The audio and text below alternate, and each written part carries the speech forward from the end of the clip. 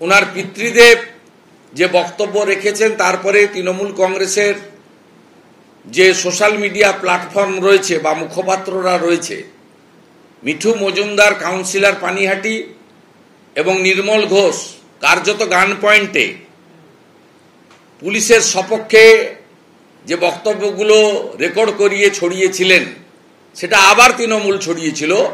তার উত্তরও আমাদের ডাক্তার বোনের পরিবার থেকে দেওয়া হয়েছে, যে কার্যত প্রেসার করে আমাদেরকে বলানো হয়েছে। কলকাতা পুলিশের ডিসি নর্থ অভিষেক গুপ্তা, ডিসি সেন্ট্রাল ইন্দিরা মুখার্জি এবং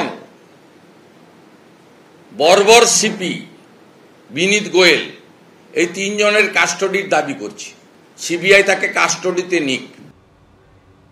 আরজিকর মেডিকেল কলেজে দুর্নীতির তদন্তে এবার ইডি স্ক্যানারে সন্দীপ ঘোষ এবং তার ঘনিষ্ঠরা। কলকাতা, সল্টলেক, হাওড়া, হুগলি থেকে ক্যানিং একযোগে 12 জায়গায় তল্লাশি চালালো কেন্দ্রীয় এজেন্সি। চন্দননগরে সন্দীপ ঘোষের শ্বশুর বাড়িতেও পৌঁছলেন ইডি আধিকারিকরা, তবে বাড়ি তালা বন্ধ থাকায় ফিরে এলেন তারা। আরজিকর মেডিকেল কলেজে আর্থিক দুর্নীতির মামলায় শুক্রবার সুপ্রিম কোর্টে জোর ধাক্কা খেলেন প্রাক্তন অধ্যক্ষ সন্দীপ ঘোষ। তদন্ত চালিয়ে যাবে সিবিআই, জানিয়ে দিল সর্বোচ্চ আদালত। আর এদিনই সানাসি অভিযানে নামল আর এক কেন্দ্রীয় এজেন্সি ইডি।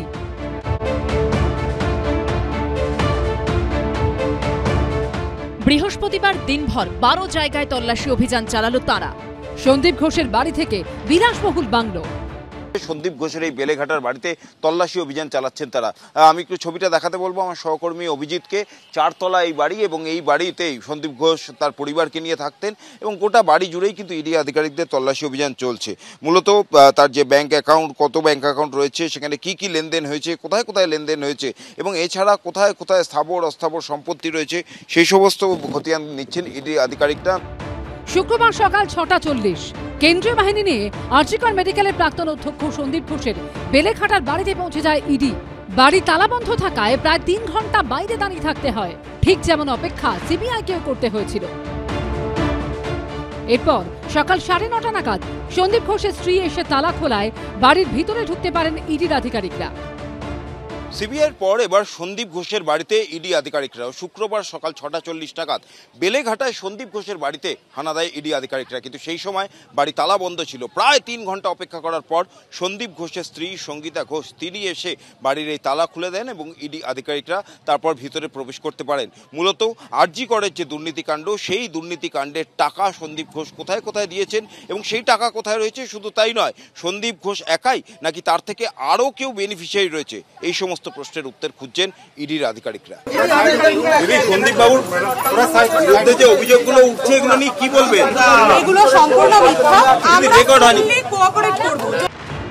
হুগলির চন্দননগরে সন্দীপ ঘোষের শ্বশুর বাড়িতেও হানা দেয় ইডি, তবে বাড়ি তালা বন্ধ থাকায় ফিরে যেতে হয় তদন্তকারীদের। সেখান থেকে সকাল 11:30 নাগাদ এয়ারপোর্টের কাছে মিলনপল্লীর একটি আবাসনে সন্দীপ ঘোষের শালিকার ফ্ল্যাটেও পৌঁছে যান ইডি অফিসাররা।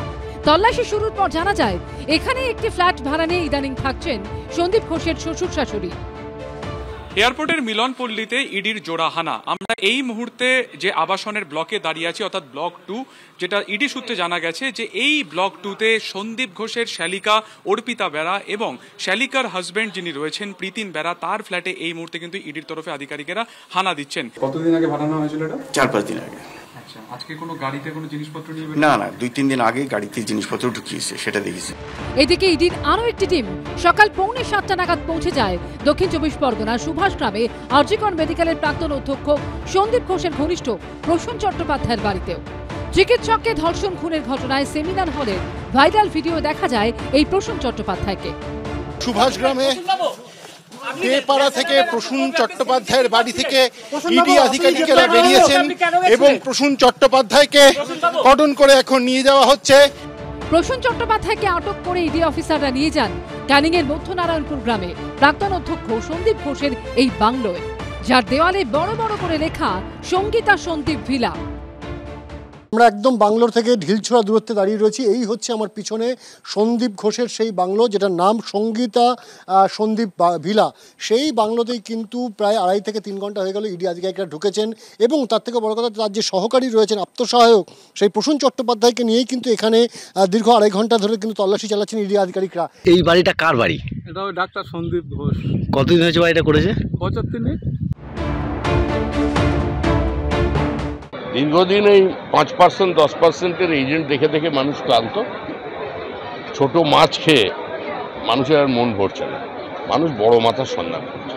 দুর্নীতির অভিযোগে সারবত্তা থাকলে তারা যাদের বিরুদ্ধে তদন্ত চলছে, আই রিপিট, তারা উচ্ছন্নে যাক, তার সঙ্গে আমাদের কোনো সম্পর্ক নেই।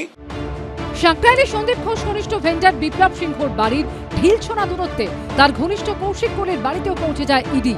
এছাড়াও আরও একাধিক ব্যবসায়ীর বাড়িতেও তল্লাশি চালায় ইডি। এবিপি আনন্দ।